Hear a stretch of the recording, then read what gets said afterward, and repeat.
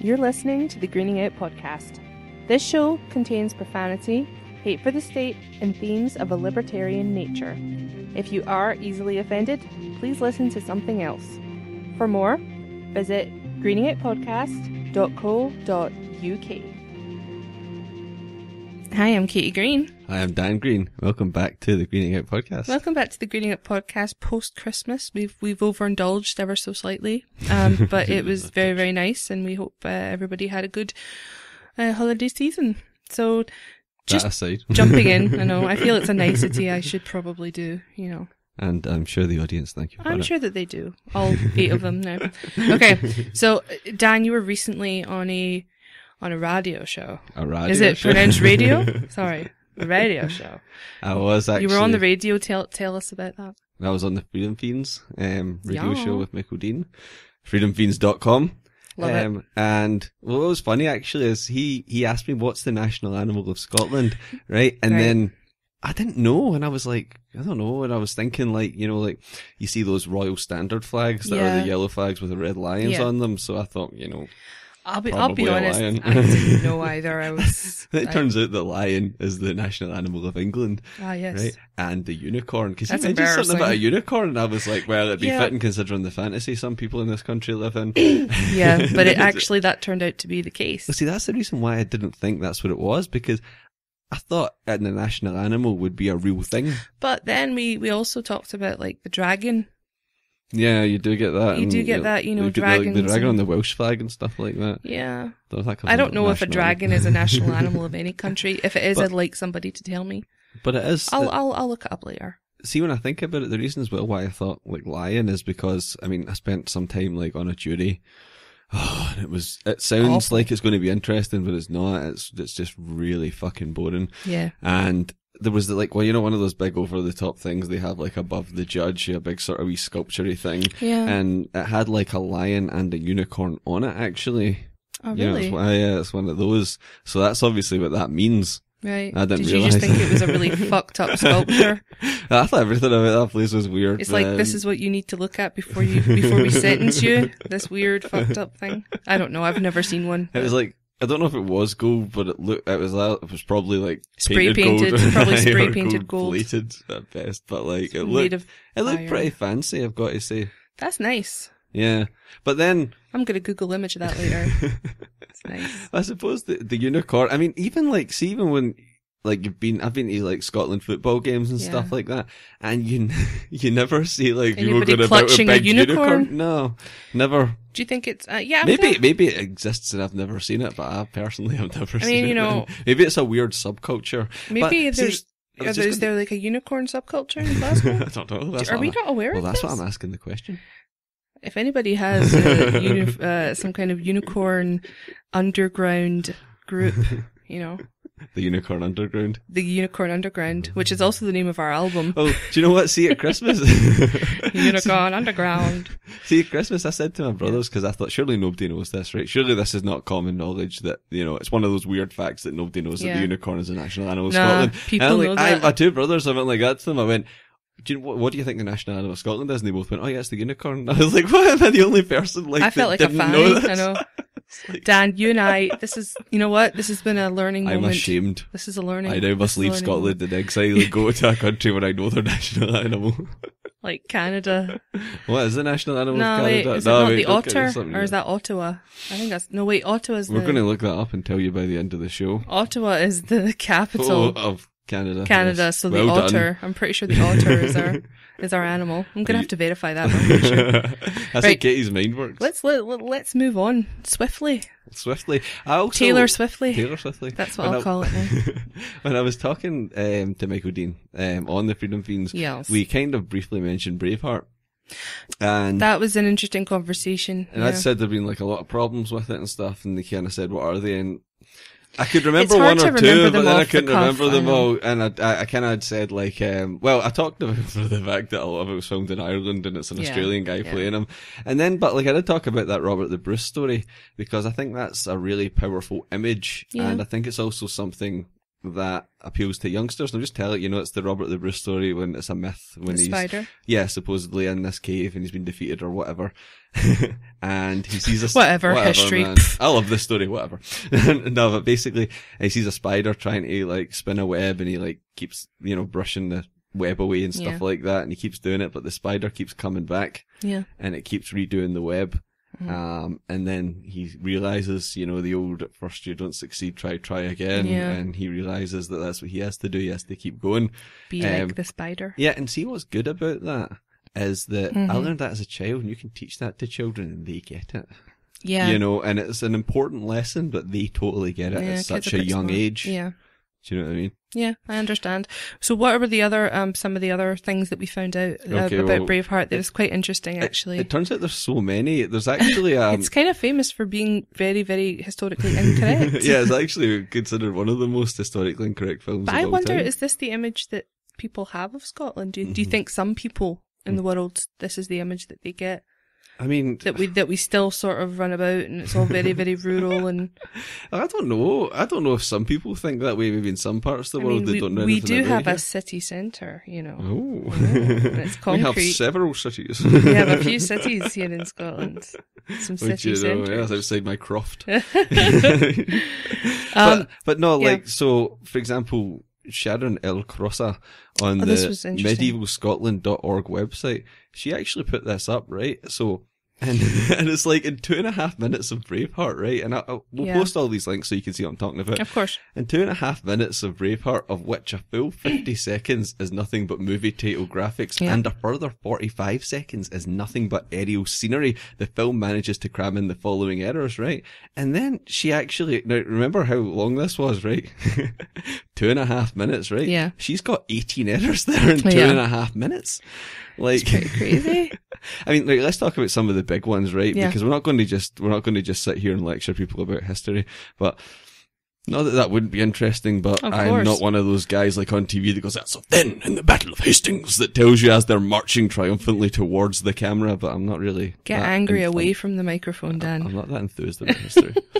So anyway, one of the things is it's this thing called like prima nocta, or there's different names for it, right? And in Braveheart, it's seen happening. So prima nocta it's sort of those like a alleged legal right allowing the lord of a medieval estate to take the virginity of his serf's daughters, right? But I've looked at a lot of different things, and I'll post like the websites and stuff I've been looking at and all that kind of thing. And from what I've seen, from what the evidence that these researchers have found, there isn't any evidence that that was even a law in medieval Europe. It's like a rumor. It's more like a thing that is thought to have been a custom. I mean, some historians say it maybe happened in other regions, other cultures, but like in medieval Europe, there's no evidence that ever happened. That's kind of minor. And the next thing is like the tartan thing. And this is also kind of minor, but we'll just bring it up anyway, because we've got to pad this show out somehow. So we'll just... God, yeah, of course. No, but that's something, right? So the tartan thing is also a problem, but like, I mean, where did tartan originate? Well, it wasn't Scotland. So a lot of people think it was, but it wasn't. I mean, I know in Braveheart, they're not exactly saying, yes, this belongs to us, but it's kind of implied. No, but that's not even the problem. I just thought like a lot of people don't know that tartan isn't Scottish anyway. Yeah. But that's not really like, that's not what I mean. Like, the point is like, for example, Peter Tarquin, what was that book he wrote called? Oh, that one we were looking at earlier. Freedom's Sword, Scotland's Wars of Independence. Mm-hmm. Yeah. And what he referred to Wallace's farcical representation as a wild and hairy Highlander painted with woad, brackets, 1,000 years too late, running amok in a tartan kilt, brackets, 500 years too early. That's like you, Dan. The other thing is I mentioned Sharon Crossa from medievalscotland.org. I don't know if she's from that, but she's written on the website, and she says that like there's numerous historical errors, beginning with like the wearing of belted plaid by Wallace and his men in a period that she says no Scots wore belted plaid, let alone kilts of any kind. And she said when Highlanders finally did begin wearing the belted plaid, it wasn't in the rather bizarre style depicted in the film. Yeah. She actually compares the inaccuracy, and you can read this when I'm reading it off Wikipedia, a film about colonial America showing the colonial men wearing 20th century business suits, but the jackets worn back to front instead of right way around. It would be pretty obvious, in that kind of context. But then she says the events aren't accurate, the dates aren't accurate, the characters aren't accurate, the names aren't accurate, the clothes aren't accurate. In short, just about nothing is accurate. But it's funny, and we were also talking about the another film, Michael Collins. Yeah, exactly. About historical inaccuracies in cinema. And there was a few in there. Yeah. But it was kind of, some of it was, it was a whole different thing, because that was only filmed like from 1916 in the 20s that was supposed to be set. So I actually knew a lot about it. But the weirder thing about this is the fact that it's so far back in history that we don't actually know all the facts. You know what I mean? This is what we do know. Yeah. There's more inaccuracies that are more important. They're the kind of not so important ones, but we will get to them. Yeah. But maybe it's important to sort of talk about sort of where this comes from. Just a little bit, like where the guy that wrote the movie actually got all this from. And it's actually from like a... it's a poem. Yeah. Is it not? Blind Harry's epic poem. Now, I'm going to try and do this in the Scottish version. I don't speak Old Scots or whatever it is, but I'm going to try and do it, and then you're just going to say it in English.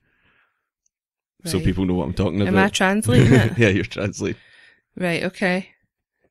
Yeah, so you can translate, right? So I'm going to do my very best. Okay. Right, you ready? Yes. It's going to be awesome. The acts and deeds of the illustrious and valiant champion Shirley Mullet.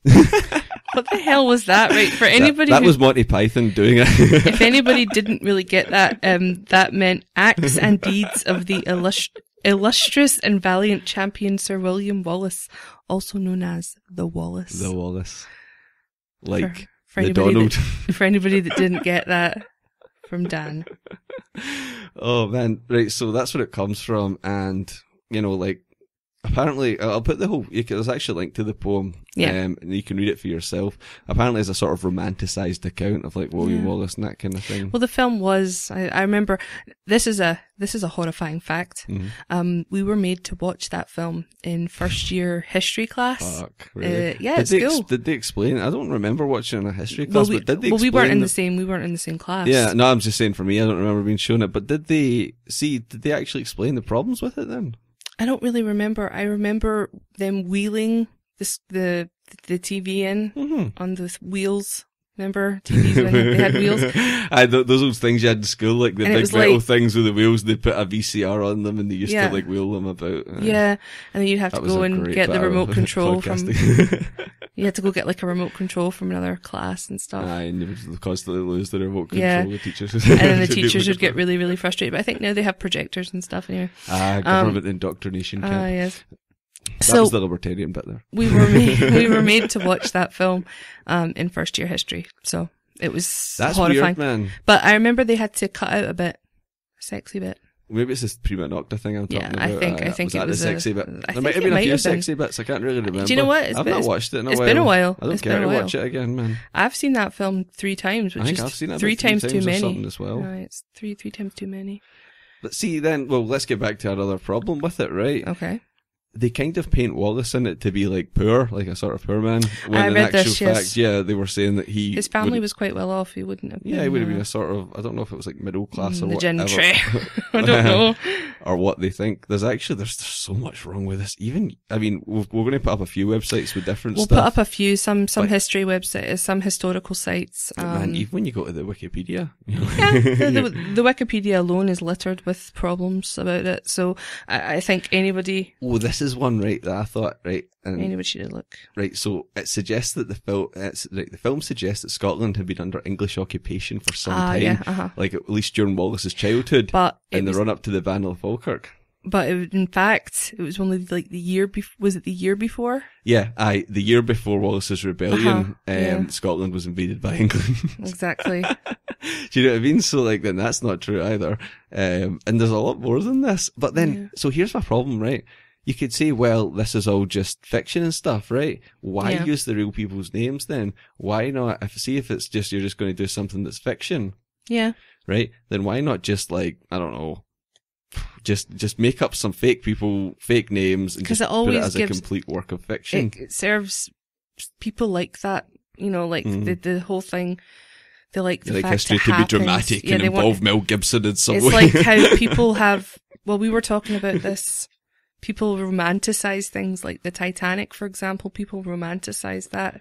See, I remember there was an anniversary of it, and Andrew Marr, I don't know if he still does, but he did that show on a Sunday morning on BBC One. Yeah. And he was not happy. I'll see if I can find this Andrew Marr rant, about it, because he was saying, he was quite disgusted about all the Titanic stuff that was in all the papers and the romanticization. He was like, what are we going to now do this, with plane crashes in the future and stuff like that? Like, and there'll be like a 9/11, be like a 9/11 romance film. I don't know about, who knows, two people in the tower. Am I allowed to be saying this? This sounds wrong to me.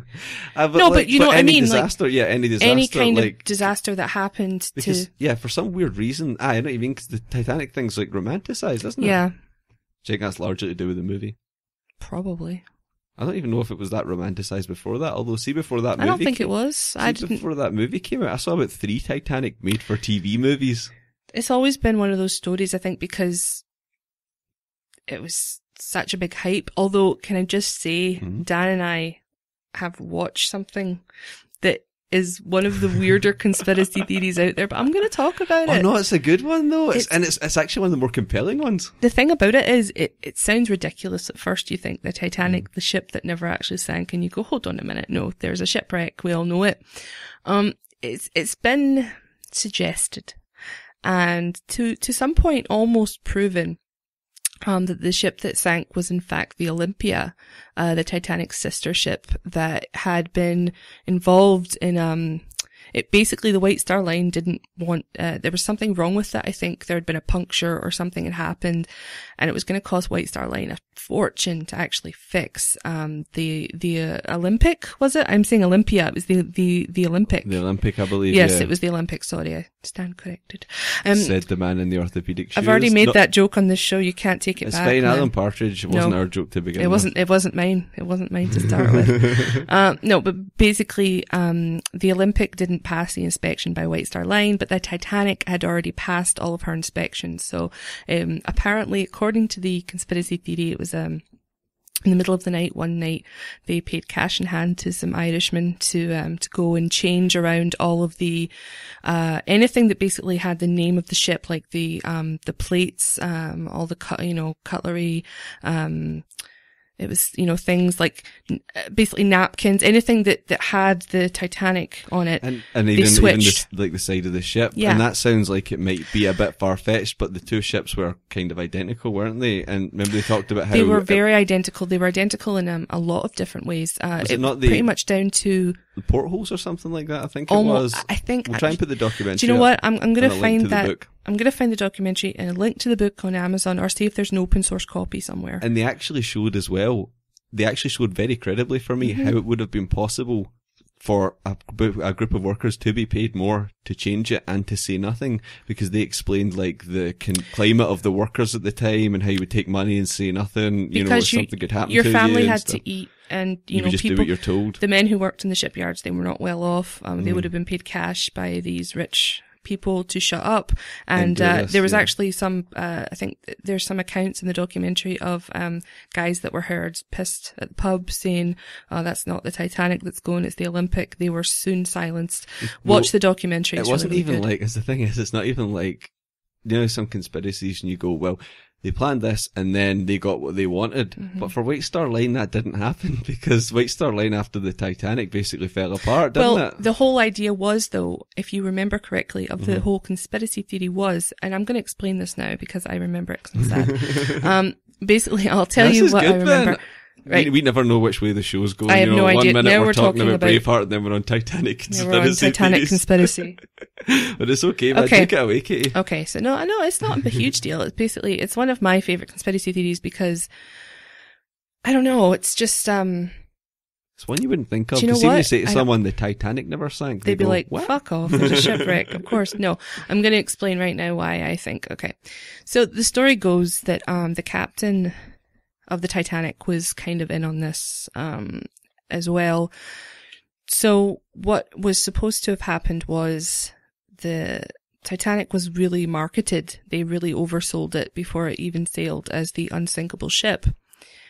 And it was really odd, because they obviously didn't have enough lifeboats for everybody aboard, which at the time was not odd, because your ship only had to, at that time, have so many lifeboats per square meter or something, or per size of the ship. It wasn't per passenger. Per person, yeah. It was like a weight average or something like that.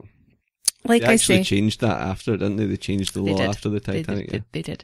So what was apparently supposed, that's just sort of back information, so you know why everybody died. Well, not everybody. Everybody died because the ship sank. No, in case you don't know the story. Remember when the movie came out, everyone was like, the ship sinks at the end. Yeah, that's the worst joke ever. You go, I'm watching Titanic and Dan goes, you know it sinks at the end. I go, har har. Okay, so anyway. So apparently what was going to happen, because the captain was in on it, apparently, it was supposed to have happened that they were supposed to hit an iceberg and there should be a neighbouring ship, not too far away. California or something like that. See, we haven't actually done any notes on this. No, this is just off the cuff. I can't remember exactly, but I do remember that there was a ship nearby, apparently, but at one point the coordinates... And the ship was supposed to come and get them. Yeah, basically it was the ship. There was a miscommunication about the coordinates of where the Titanic was and where this other ship was, and they never came through. There were witness statements of some people on the ship saying the captain was very, very laid back. He was saying to people, don't worry, it's fine. We'll be all right. Just get on a boat, blah, blah, blah. Mm-hmm. And it was only in the final maybe 20 minutes that there was chaos. I don't know. And this is all very apparent.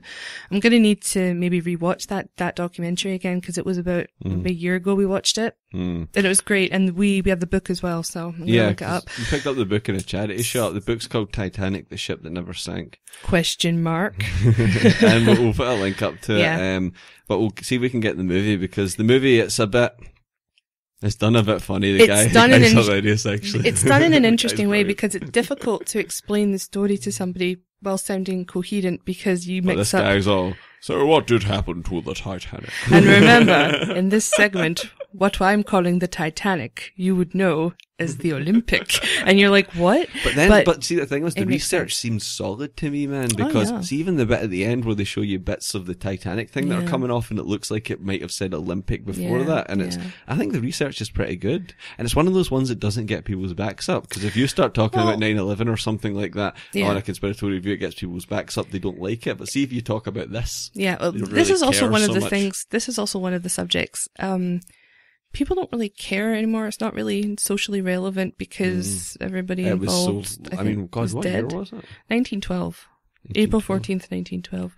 As a young Leonardo DiCaprio fan, I know everything about the Titanic. Again, we're back to problems with historical research. See, this is the thing. I don't think Titanic bears any resemblance to what happened. I don't know. I just like Leonardo DiCaprio in that movie. It's just my entire teenagehood right there. But no, the thing about the conspiracy theory involving the Titanic is an interesting one, because even if we're not going to prove anything, like, it was happened so long ago. You're not going to get any answers. It's just one of those things that's interesting to think about and ponder on. It's like, who was Jack the Ripper? I mean, he just disappeared, but he could have died. There's books and books on that. Do you remember? There was a show on British television called Goodnight Sweetheart, starring Nicholas Lyndhurst, who was in Only Fools and Horses, and it's called Goodnight Sweetheart, and basically it's this guy called Gary Sparrow, and he manages to go back and forth between World War II London, East End of London, and 1990s London, which at the time was present day, and he's going back and forth, and like for series and series, and it gets a bit silly, but it's a fun show. It's a fun show. And do you remember that, like, then there's one point when he actually ends up going back too far, and he ends up way back, and it's around about the time of Jack the Ripper. Yep. And he accidentally brings Jack the Ripper back to the 90s, and he like bolts out of his shop, and like the number 38 bus runs him over. And that's how Jack the Ripper died. And that's why the killing stopped so suddenly, and no one ever knew who he was, because he ended up in the 90s. I just ended up under a bus. I like that. I really, really like that show. It's funny. It's a good show, man. But no, the thing about, the Titanic, I don't know. It's one of those weird conspiracy theories. I think it's pretty compelling, man. Yeah, I like it. But you're right. You can't talk about things like 9/11 and stuff. Well, some things like will get people's back up, will make people angry. Do you know what I mean? And I can understand. I mean, obviously people lost people that they loved, obviously, and those things. But I don't think that means we can't. One of the popular ones is like the moon landing conspiracy theory, but I don't believe that, man. I've just seen too much to the contrary. That's one of the reasons. Would the Russians not have figured this out and been like, they're in cahoots? Dun dun dun dun dun dun. I don't know what happened. Status of the world unite. Yes. That was the libertarian portion. That was the libertarian portion of the show. We'll have a little disclaimer that comes before any libertarianness. It's what some have called libertarian rambling. Libertarian rambling. Yeah, we updated our website a little bit. Yeah, we thought we needed a little bit of an overhaul. I feel that, I'm guilty in the past of being a little bit too serious. Maybe you not got that impression on this show. I don't think anybody did. Not even on this show. No, I mean, in the house. Yeah, in the house in general, in life. No, I think I've been a little bit too much of a worrywart and worrying about what people's responses will be to things that I say. Yeah. But I've discovered something very meaningful in the last couple of days of I don't give a shit what anybody thinks anymore. I think I'm beyond that now. I've discovered something meaningful. It's beautiful. It's the fact that I don't give a shit. It's the fact when you just think, I don't care what anybody thinks. Just do it kind of thing. Oh yeah, exactly. I don't know. I think it's important to do. I do. So just one more thing before we move on. I want to clear up. One more Titanic thing? Yeah. It was basically just to say that from what I remember, James Cameron did do a lot of good historical digging for that film. He talked to survivors, and from what I remember about people like John Jacob Astor, and who was in the film. Yeah. And I can't remember, but I think a lot of important people anyway were on, I think, in the world of sort of New York sort of finance at that time, I think. Was there not like a thing about a lot of people connected with White Star Line mysteriously never got on the boat, or is that just speculation, do you think? I heard something. I don't know, I heard something, but it's like the thing of, so-and-so slept in and on 9/11, like these guys didn't come into work that day, what's going on there? If you think about statistically people that miss flights and boats and miss work and stuff. I mean, I'm late a lot and there's no conspiracy theories about that. No, it's just that you're lazy as fuck. Yeah, just a lazy bum. I need an alarm clock. But yeah, right. Okay. So, Scotland. Yeah. That's where we are, so why don't we talk about it? So, whiskey comes from China. Well, I read that. So. I was slightly horrified. But no, sounds like I'm bumming everyone out. Scotland's shit. No.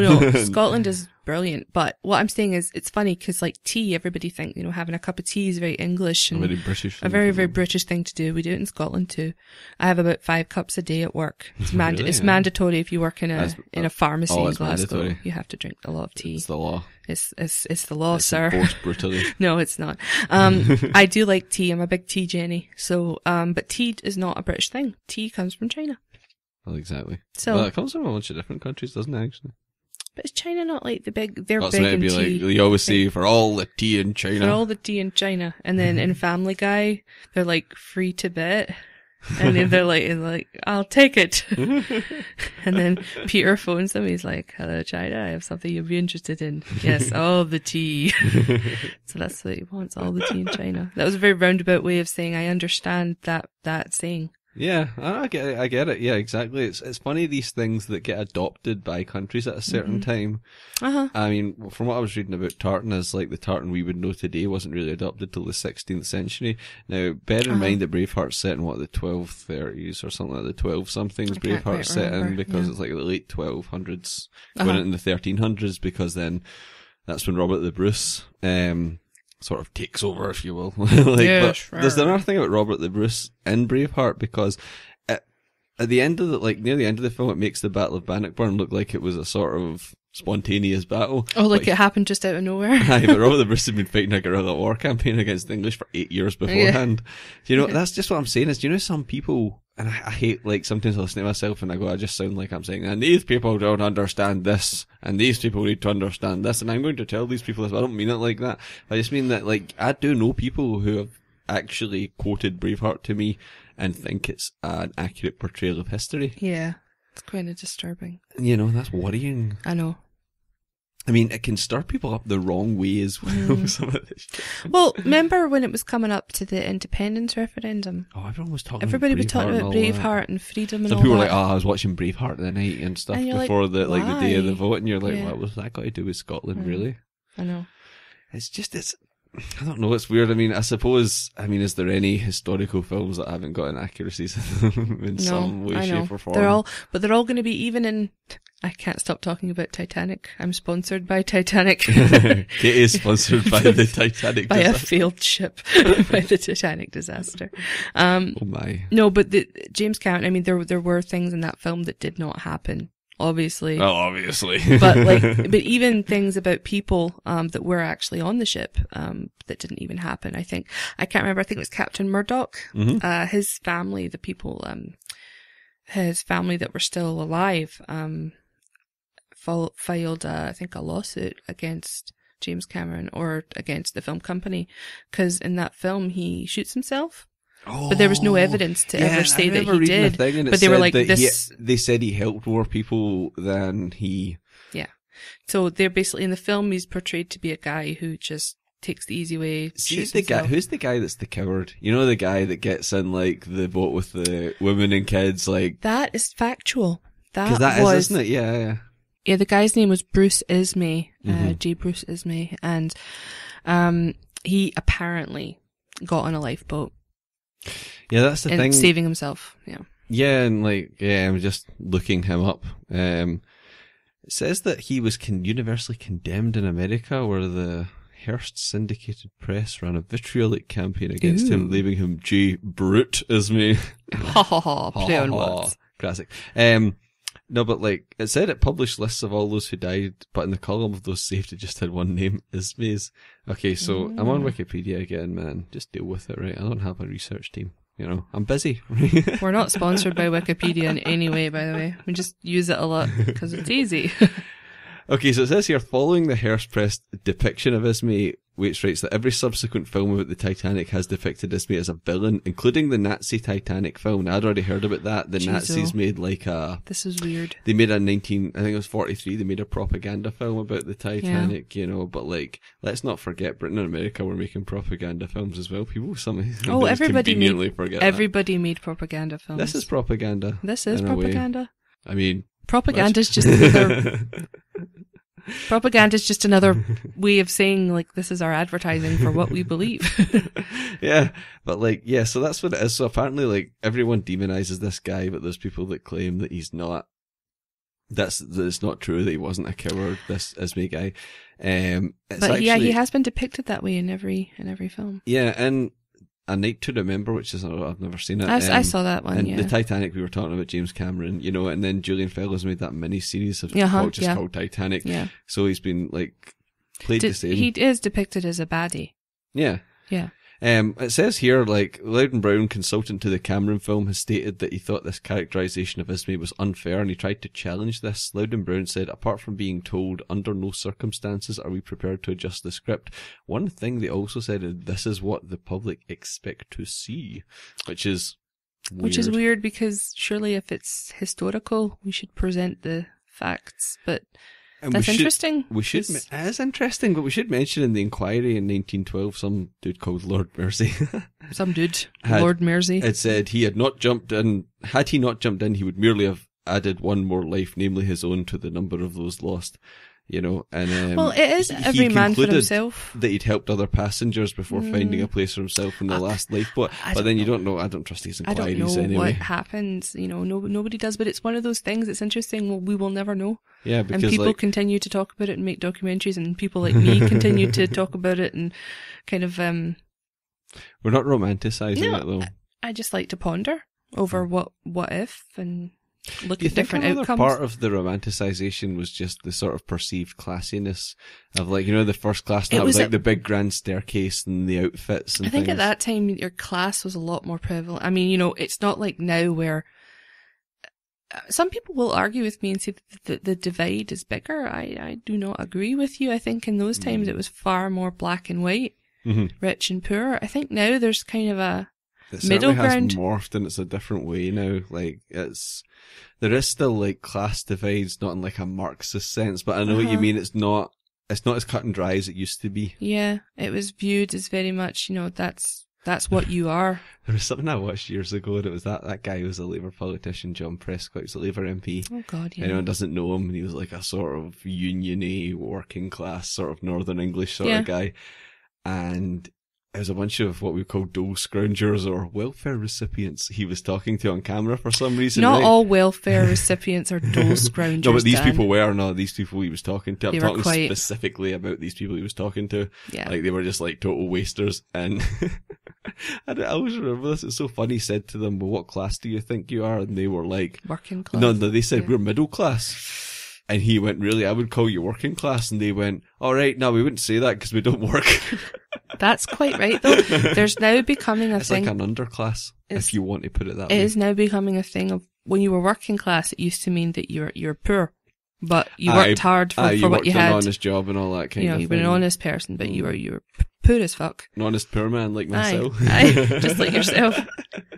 No, but I mean, that's sort of what it used to be defined as, and I think now, if you ask somebody about their class, they wouldn't know. They'd be like, I don't know. I wouldn't really put myself. I don't know if I need to. Do I need to? Is it mandatory?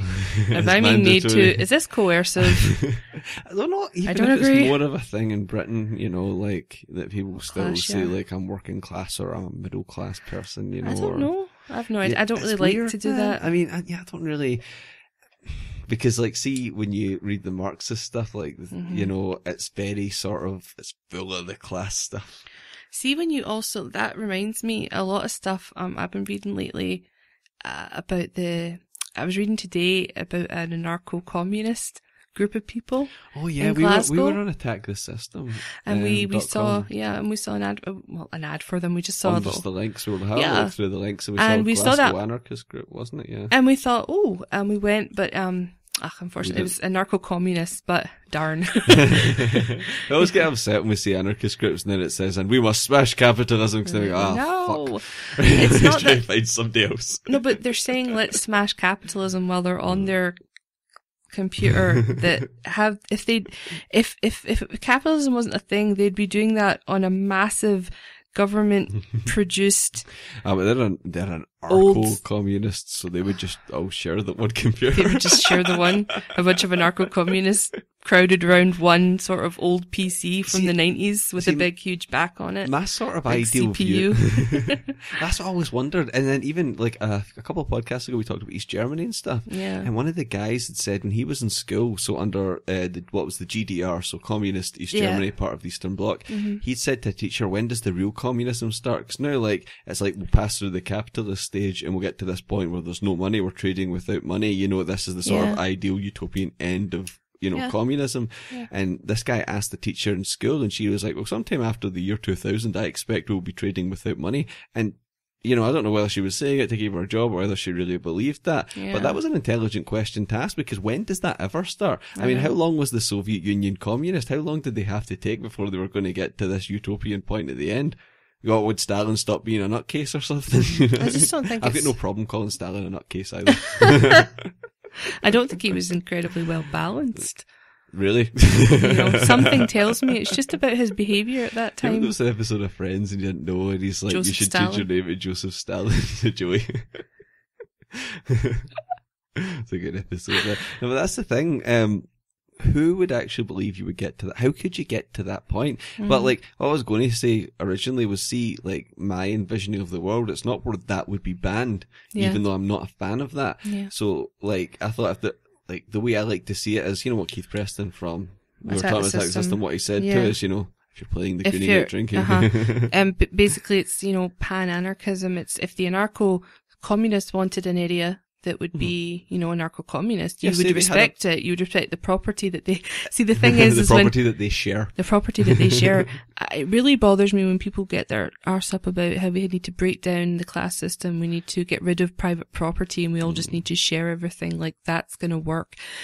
You might have noticed that people get really annoyed when they're forced to share things that they don't want to share. And you can even go back to Bastiat and, and the law and stuff, and I'm obviously paraphrasing here, but like basically what he's saying is, if you work to create wealth, then what right does someone have to steal it from you and give it to someone else who hasn't worked to create wealth? We're getting into the libertarian sort of tinfoily hat part of the show. Not tinfoily hat, no, we're not there yet. We can get there if you want. We're not quite there yet, but no, I think you can take it down to that, and I believe Elvis landed on the moon. Tinfoil hat part. Tinfoil hat moment. That's a definite tinfoil hat. No, I'm just joking. But like, heard it before. No, see, that's the thing.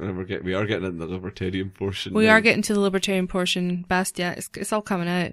Yeah, but it's a great point. See, that's why I'm a firm believer in that, because like, what right do you have? So if I go out and I make money and I earn, I earn wealth, what right do you have to steal that from me and to give it to someone who's done nothing? I mean, it's ridiculous, but then you say that and people go, "Oh, you're just cruel-hearted." No, but I don't take that. That's my right. I have a right to be like this. It's not your right to be comfortable. It's my right to say whatever I want. Yeah, you don't have to consent to someone stealing from you. Yeah, I mean, it's always difficult because when you get into the nitty-gritty, because we can... you were making sure you said that right. Nitty-gritty.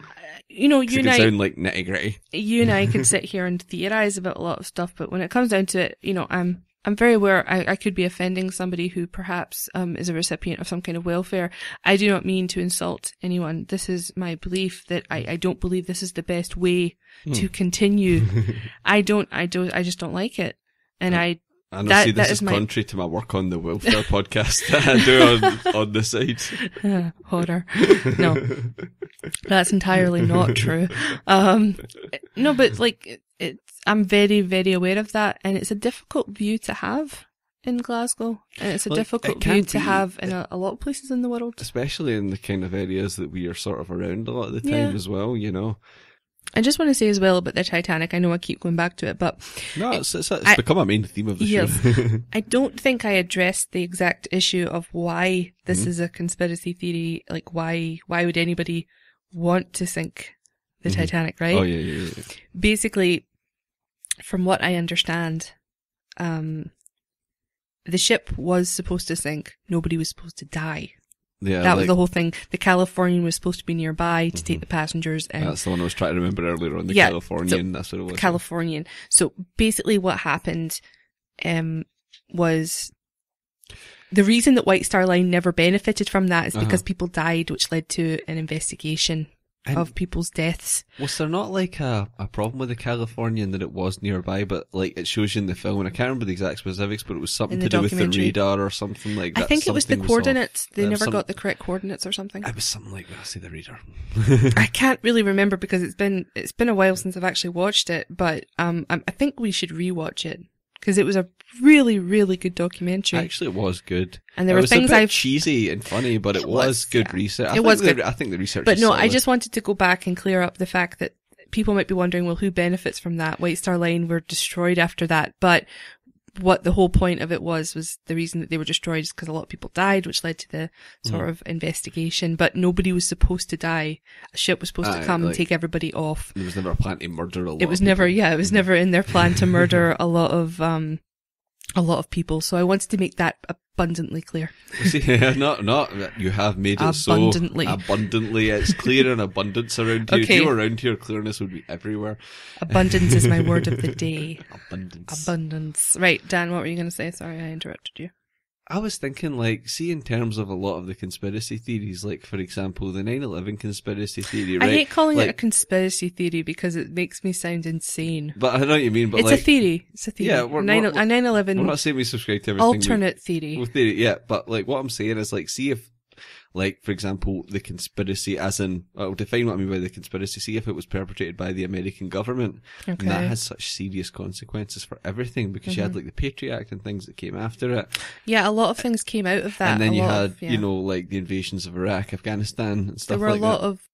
No, it's just there was so many things that affect us now, and like, for example, people that were killed in the wars launched after that, their families are alive and around.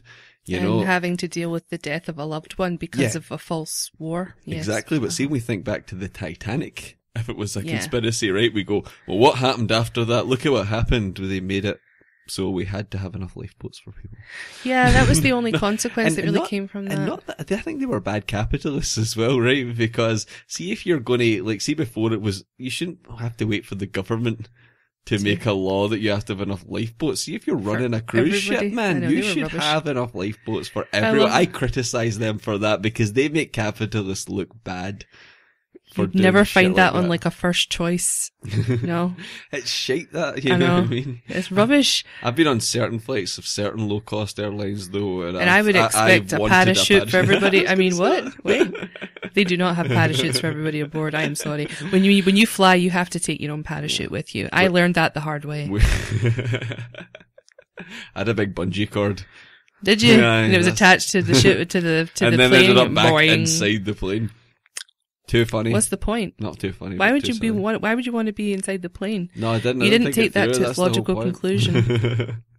That's the whole point. I know.